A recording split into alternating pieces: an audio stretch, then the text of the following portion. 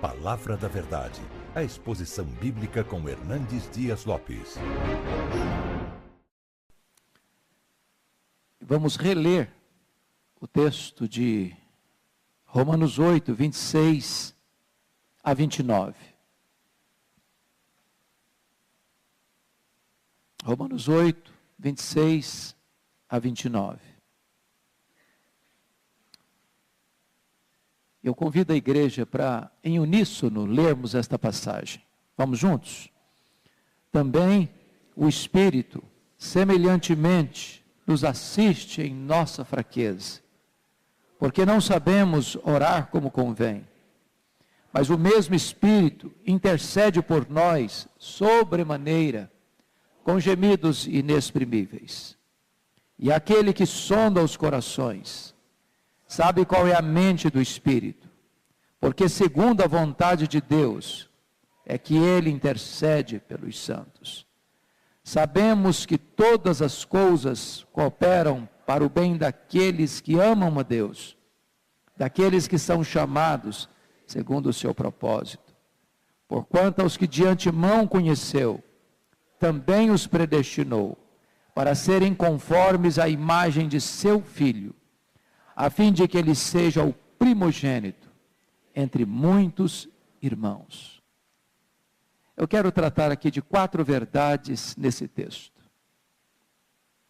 Quero falar sobre a solidariedade de Deus, a compaixão de Deus, a sabedoria de Deus e o propósito de Deus. Eu quero fazer uma pergunta pessoal para você. Olhando no espelho da sua alma, honestamente, como é que você se vê? Uma pessoa forte ou uma pessoa fraca? Honestamente.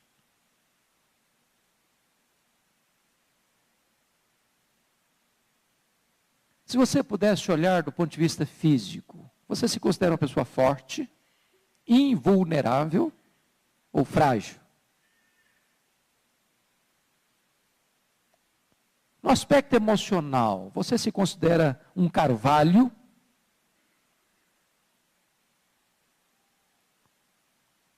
Ou um caniço agitado pelo vento? Você se considera forte moralmente? Ou frágil? Frágil. Como é que você se vê espiritualmente? Você se considera uma pessoa fraca?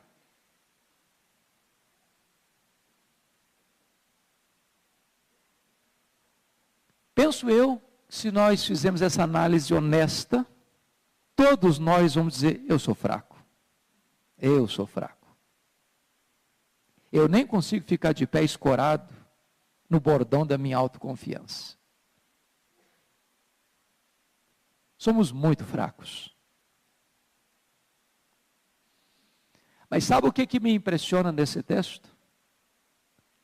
É que algumas pessoas, ao verem outras pessoas fracas, acabam por esmagá-las. O Espírito Santo olha para você e para mim na nossa fraqueza.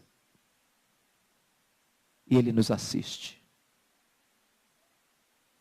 O Espírito Santo sabe que você e eu somos vulneráveis, muito frágeis. A Bíblia diz que Deus conhece a nossa estrutura e sabe que nós somos pó.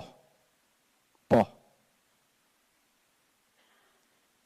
Ai de nós no dia em que nós nos julgarmos fortes, invulneráveis, inexpugnáveis. Paulo chega a dizer, quando eu sou fraco, aí é que eu sou forte. Porque quando você reconhece que você é fraco, você depende de Deus. E quando você depende de Deus, o Espírito Santo vem para assistir você. Para levantar esse fardo da vida que você não consegue carregar sozinho. Mas o que é glorioso é que você pode perguntar assim, mas como assim eu sou fraco? Como se constata essa fraqueza minha? Onde eu posso diagnosticar essa fraqueza minha? No que consiste a minha fraqueza? E o apóstolo Paulo defende a ideia de que nós somos tão fracos que nós nem sabemos orar como convém. Um exercício espiritual tão importante, de comunhão com Deus, de fortalecimento espiritual, de renovo da nossa alma, nem isso nós conseguimos fazer direito. Não sabemos orar como convém. E a pergunta é, por que nós não sabemos orar como convém? É porque você e eu nem sabemos o que é melhor para nós. Quantas vezes você já pediu para Deus algo, achando que você estava pedindo aquilo que era mais importante para a sua vida, e Deus não concedeu para você. Deus não atendeu o seu pedido. Deus disse um não para você. E naquele não de Deus estava a misericórdia dele, estava o cuidado dele, estava o livramento dele. Porque você pediu para Deus uma pedra, pensando que estava pedindo um pão. Deus nos assiste em nossa fraqueza. Porque na hora que nós desejamos algo para a nossa vida, pensando que estamos pedindo aquilo que é mais importante para a nossa história, que nós não conseguiríamos viver sem aquilo que pedimos, Deus disse, não, eu não vou lhe dar, porque o que você está pedindo não faz sentido, não é o melhor para a sua vida, e eu quero alinhar o seu coração com a minha vontade, e não com o seu desejo.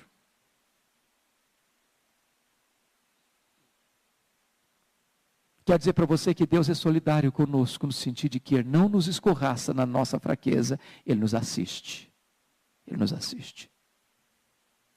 Segunda verdade que esse texto explora e que trabalha e que nos ajuda hoje, é sobre a compaixão de Deus. O verso 26 ainda prossegue e diz assim, mas o mesmo Espírito intercede por nós, sobremaneira com gemidos inexprimíveis. Se eu não sei orar como convém, aí vem a compaixão de Deus. Porque agora eu não sei orar, mas o Espírito Santo em mim ora. E é maravilhoso isso, porque você já tem na Trindade um intercessor legal, que é o advogado justo, Jesus Cristo. A Bíblia diz que o diabo é acusador dos nossos irmãos, e todas as vezes que o diabo acusa você diante do trono de Deus, o advogado o justo Jesus Cristo se levanta e diz, Pai, esse pecado de que ele ou ela estão sendo acusados diante do teu trono, eu já morri por esse pecado, eu já paguei por esse pecado, eu já paguei por essa transgressão, eu morri no lugar dele, ele não deve mais nada aqui, ele está aqui com a tua lei, ele está aqui com a tua justiça, não há mais condenação sobre ele. É por isso que a Bíblia pergunta assim, quem tentará acusação contra os eleitos de Deus? É Deus quem os justifica. Quem os condenará? É Cristo Jesus quem morreu, o anjo quem ressuscitou, o qual está à destra de Deus e também intercede por nós.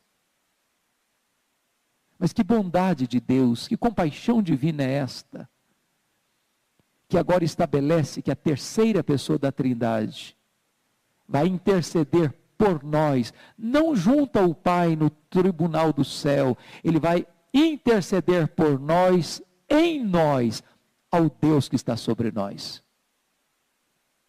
Já pensou nisso? Que Deus habita em você? E que Ele habitando em você, intercede por você, ao Deus que está sobre você? Já imaginaram isso? Que o nosso corpo tão frágil é o lugar onde cantamos agora há pouco, a sala do trono, o santo dos santos. Sabia que o seu corpo é o santo dos santos?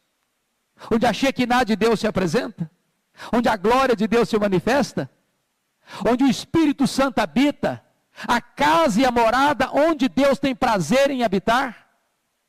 E dentro desta casa, e dentro desta morada, dentro de você, o Espírito Santo que é Deus, intercede por você. De que maneira? De que forma? Em primeiro lugar, Ele intercede com muita intensidade. Ele intercede por você sobremaneira. Já percebeu que às vezes nós oramos, mas não oramos? Pastor Erivaldo tem ido à Coreia mais do que eu, fui lá uma vez só. Ele já foi algumas vezes. E eu gosto de ver o povo coreano orando, pelo menos lá, não sei se aqui eles oram do jeito não, mas eles oram com o corpo inteiro, como se tivesse uma luta. Às vezes a gente ora, mas a gente não põe a nossa mente, o nosso corpo, as nossas emoções, a nossa vontade na oração. Se a gente pudesse visualizar o Espírito Santo corporeamente, ele estaria orando assim com toda a sua força, com toda a sua energia, com toda a sua capacidade, com toda a sua veemência. Ele intercede por nós sobremaneira.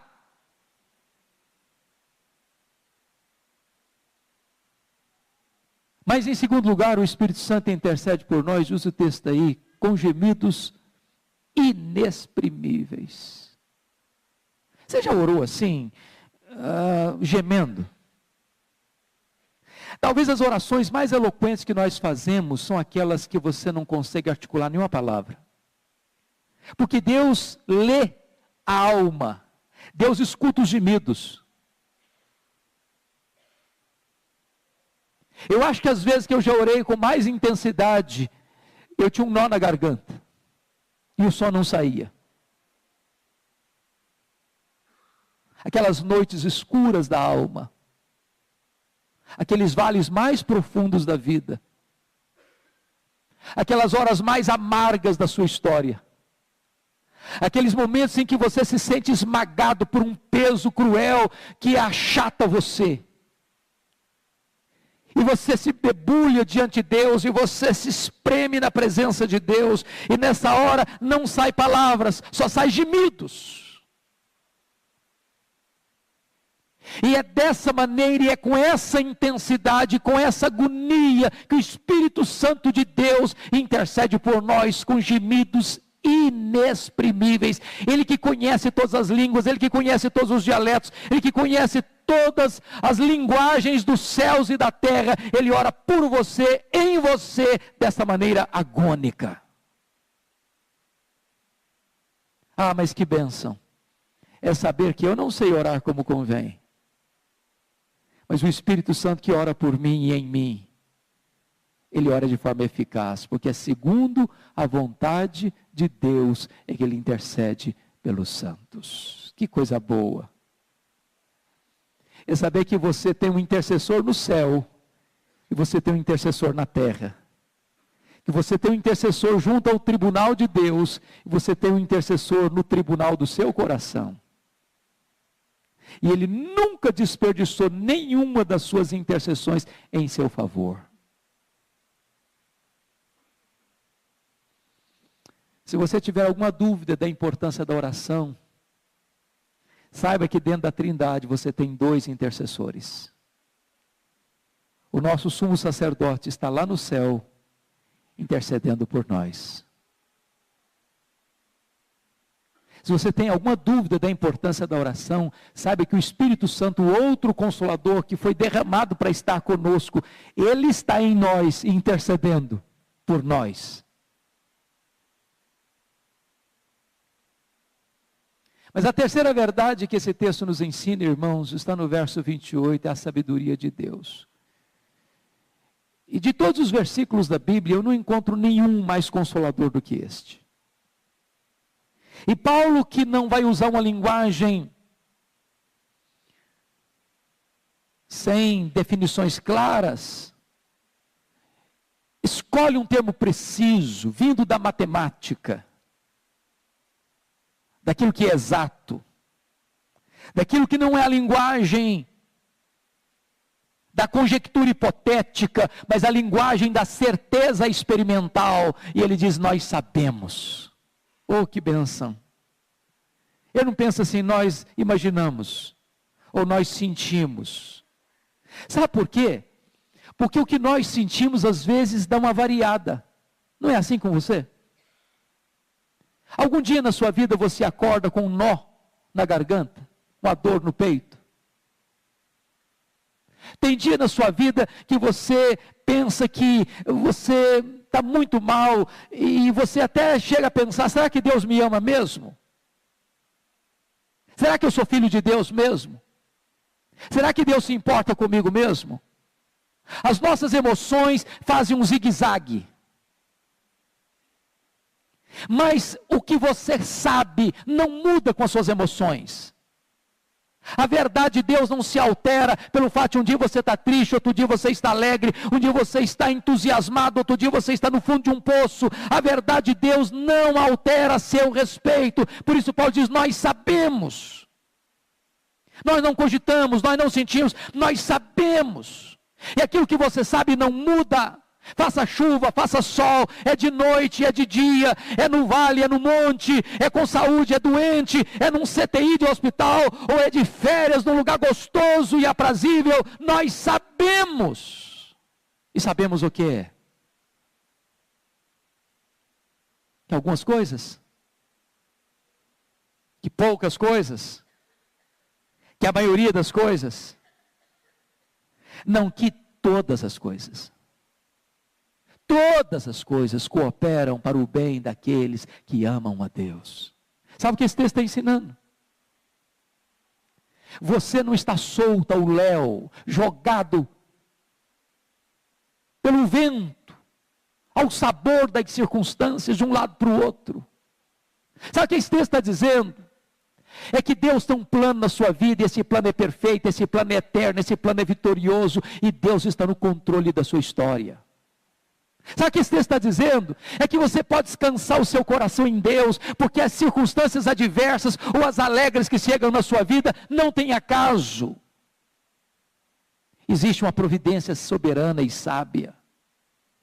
Sabemos disso. Temos convicção disso. É claro que o apóstolo Paulo não está querendo dizer com isso que tudo que acontece com você e comigo são coisas boas. É claro que não. Nós estamos vivendo num mundo caído, sujeito a tantas coisas tristes, más, violentas, injustas. Em outras palavras, você é crente, você é fiel a Deus, você anda com Deus, o Espírito Santo habita em você, ora por você, mas você está num mundo caído, e você enfrenta lutas, e você enfrenta tempestades, e você enfrenta crises na família, você enfrenta problemas no seu trabalho, você enfrenta problema na sua família, você enfrenta crise dentro de você. Você perde emprego, você bate carro, você sofre acidente, você fica doente. O que Paulo está dizendo é que se você ama Deus, mesmo essas circunstâncias adversas, contrárias, sombrias, tenebrosas, Deus pega essas circunstâncias todas e faz como que uma tapeçaria divina, como que um quebra-cabeça, como que um mosaico, e ao final, tudo isso você vai entender, contribuiu para o seu bem. Eu fico olhando algumas circunstâncias bíblicas. Por exemplo, abra lá comigo, por favor, em Gênesis 42. Gênesis 42. Jacó está fazendo uma séria reclamação, quando ele tem que mandar para o Egito o seu filho Benjamim. Simeão já tinha ficado lá, porque o governador do Egito disse o seguinte: se não vier o caçula, o irmão de vocês caçula, vocês não vão ter mais pão, vocês não vão ter mais mantimento. Era um tempo de fome. E quando acabou o alimento e tiveram que voltar para o Egito para comprar trigo, e o Benjamim precisou ir com eles, olha o que ele vai dizer. Então lhes disse Jacó, verso 36, então lhes disse Jacó seu pai: tens-me privado de filhos, José já não existe, Simeão não está aqui, is levar Benjamim, todas essas coisas me sobrevêm. Ele está olhando para esse cenário e lamentando, e murmurando, e reclamando da providência carrancuda. E ele nem sabia, essas alturas, que por trás de toda essa providência carrancuda, havia uma face sorridente, havia um plano maravilhoso, havia uma providência gloriosa, para que a família dele fosse exaltada, para que o filho dele, que pensava ele estava morto, fosse o governador do Egito, para ser o salvador do mundo, numa linguagem bíblica. Talvez aquilo que hoje você lamenta como a maior dor da sua alma, como o maior problema da sua família, amanhã isso vai ser a grande alegria da sua alma e o motivo do seu maior louvor a Deus. Sabemos que todas as coisas cooperam para o bem daqueles que amam a Deus. Pela nossa limitação, o nosso campo de visão é muito estreito, muito limitado, muito curto. Nós só enxergamos um palmo na frente do nosso nariz, mas Deus enxerga na curva, Deus vê no escuro, Deus vê o amanhã, e Ele está trabalhando não contra nós, mas a nosso favor, e Ele está trabalhando para o nosso bem, para o nosso bem. Sabemos disso, sabemos disso. É claro que hoje, quando você olha para um momento difícil na sua casa, é claro que hoje, quando você olha para um momento difícil na sua família, é claro que hoje, quando você vê um filho passando por uma luta, ou você vê um problema no casamento, ou você vê um problema financeiro, ou você vê uma circunstância adversa que vem de roldão em cima de você, você chora, você lamenta, você murmura. Mas às vezes nós estamos olhando para esse cenário pelo avesso. Deus está olhando lá na frente. Diz: meu filho, eu estou no controle. Eu não perdi o controle. Eu sei o que estou fazendo. Eu não estou trabalhando contra você, eu estou trabalhando por você. Nós sabemos disso. Nós sabemos disso.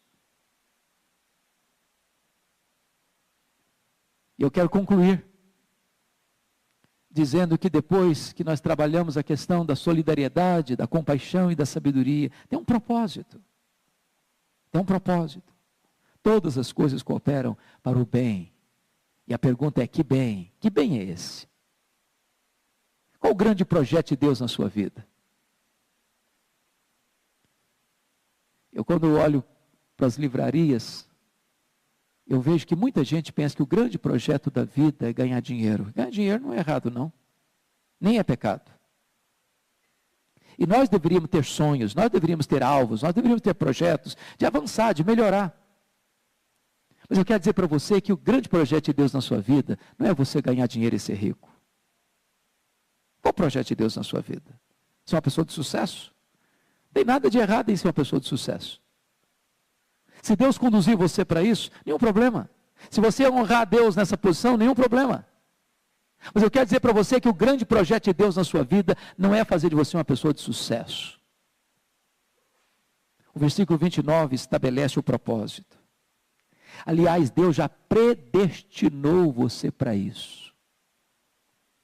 E a predestinação de Deus não foi um plano B, porque o plano A fracassou.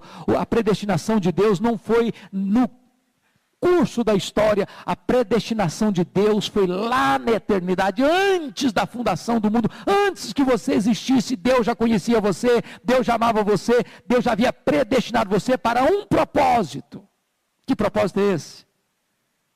Você ser uma pessoa parecida com Jesus. Deus nos predestinou para sermos conformes à imagem do seu Filho. Então é hora de você fazer uma pergunta para a sua própria alma. O que eu sou? O que eu penso? O que eu falo? O que eu faço? Como eu ajo? Como eu reajo? Eu resplandeço na minha vida o caráter de Jesus? Será que as pessoas podem ver Jesus em mim? Será que Jesus está sendo formado em mim? Eu quero dizer para você que ser cheio do Espírito Santo é exatamente ser uma pessoa parecida com Jesus. A grande marca de uma pessoa cheia do Espírito Santo é que ela está cheia de Jesus, parecida com Jesus, tem o caráter de Jesus. Se você ainda não tinha descoberto o propósito da sua vida, por que você veio ao mundo? Para que você existe? Saiba disso. Deus tem esse propósito na sua vida estabelecido lá na eternidade. Ele quer que você seja parecido com Jesus. Ele predestinou você para isso. Esse é o grande propósito da sua vida. As outras coisas, ser rico, ser famoso, ter sucesso, até ter saúde, vem a reboque. Mas o grande projeto de Deus é você ser parecido com Jesus. Muito mais do que levar você para a glória, Deus quer transformar você à imagem do Rei da glória.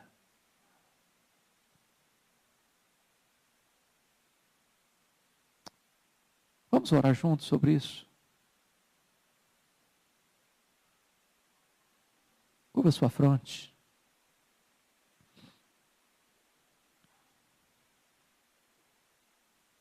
Você e eu somos fracos, mas o Espírito nos assiste. Você e eu não sabemos orar, mas o Espírito ora por nós.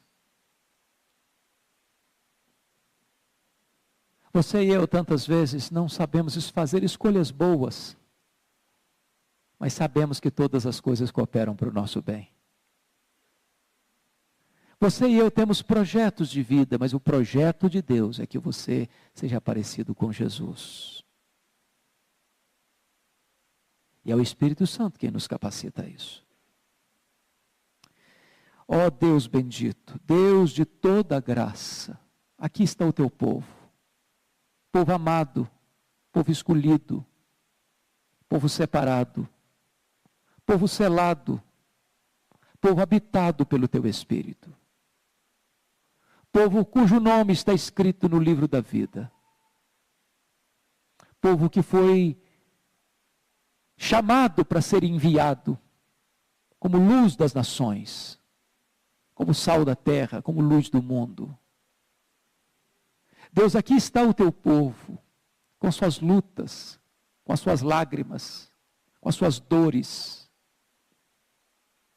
com seus gemidos.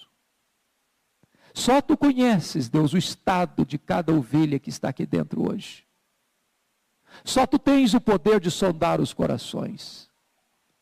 Só tu sabes, meu Deus, a necessidade particular e profunda de cada pessoa que entrou aqui hoje. Então tu que és o Senhor absoluto dos céus e da terra, tu que és o dono da nossa alma, da nossa vida, aplica, ó Deus, este óleo terapêutico do Espírito Santo em cada coração.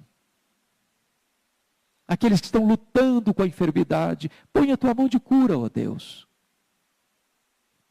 Aqueles que estão passando por angústias dentro de casa, dentro da família, ó Deus, ordena a tua bênção de restauração nesta manhã.